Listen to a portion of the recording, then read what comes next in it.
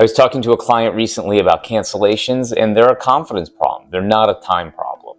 Listen here, and I'll tell you what I found out from talking to many clients. Hi, my name is Amit Gaglani. I'm a healthcare entrepreneur. I've had the fortune and success of selling my healthcare company twice.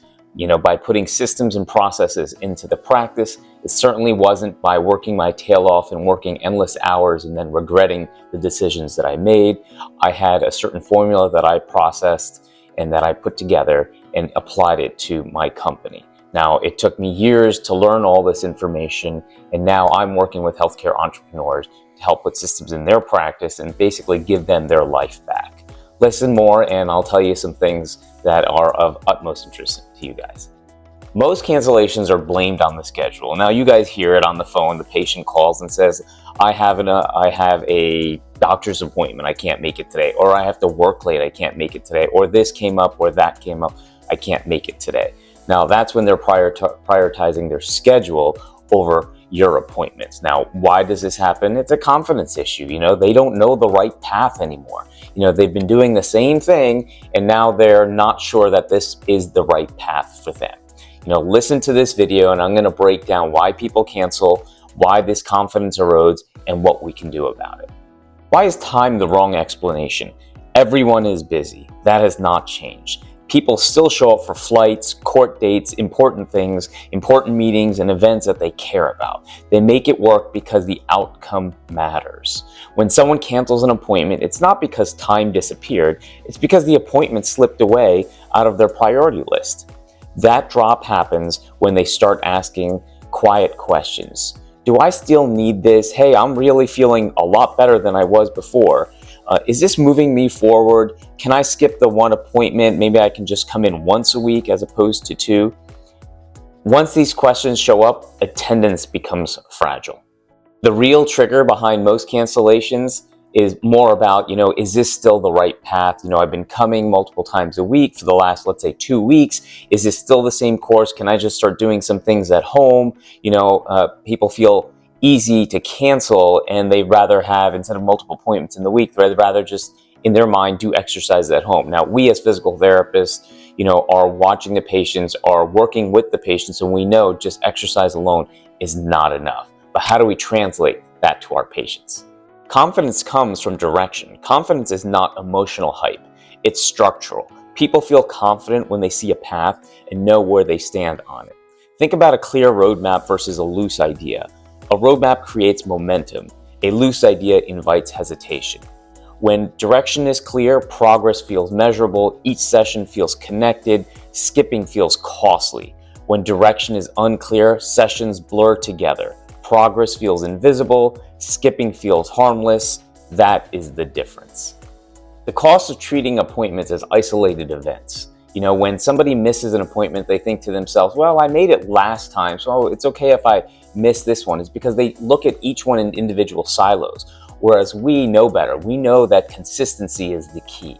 And being able to translate that to our patients is very important. The consistency over and over again is what actually makes the change happen. And that's what we need to be able to emphasize to our patients. How confidence quietly erodes over time. Confidence rarely drops all at once. It leaks. How it usually happens? The first session feels important. Early progress shows up. Communication shifts from direction to routine. Sessions start to feel repetitive. Progress slows down and becomes less obvious. The plan feels less urgent. By the time cancellations appear, confidence has already been slipping away for weeks. Cancellations are a lagging signal, or sometimes what I like to say is a lagging indicator. What that means is when they're ready to cancel, that means that in their mind, they've already checked the box off that says, this is not important. The psychology of the patient is they want to avoid loss more than they want to have gain. Now, that sounds unusual because, we go to therapy to improve something, but the truth is they don't want to regress. That is a greater emotion, psychological emotion, than they want to gain something.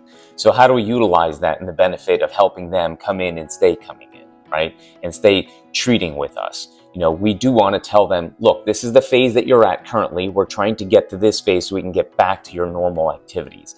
We want to emphasize the fact that we are here to get them to their goals of something they were able to do before but cannot do now. How do we do it? Simple language. We are working on this so we can get you back to X, Y, and Z. This is the phase that we are in now. We are moving to that phase next. Initially, we all know as therapists that the inflammation usually settles down first and people start feeling better. Now, you and I know that that is not an indication to stop therapy. That is just the first step in a long process. That needs to be communicated to the patient so they don't start thinking that, hey, I don't really need to come in. Cancellation policies, yeah, their cancellation policies are great, but that alone does not fix confidence. All that does is give them a barrier that, hey, if I try to cancel, I'm going to get penalized. Now, we don't want to use penalization as a reason to come in for physical therapy. We want to increase their confidence. Sure, we can remind them like, hey, if you're canceling, we need to reschedule later this week. We can use the cancellation policy as a very light veil. Like, hey, let me help you by not canceling because we don't have to charge you the cancellation policy. Let me find another appointment for you. There's ways of utilizing it without making it seem punishing. How do you audit confidence in your practice? Well, if your patient can't explain the plan of care and where you're headed, that's an issue.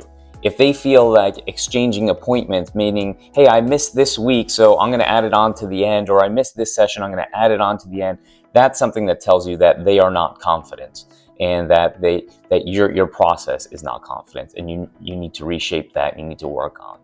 This is a leadership issue, not a motivation issue. Patients don't need to be motivated, they need to be led, because we are the professionals and they're here to guide them on the right road. So we want to be able to give guidance. Final words, cancellations are basically feedback. It's the patients telling you that something is not right in your process if you're getting a lot of cancellations. Hi, my name is Amit Gaglani. I'm a healthcare entrepreneur, and I'm here to help you guys connect with us over social media and watch our YouTube channel. Thank you.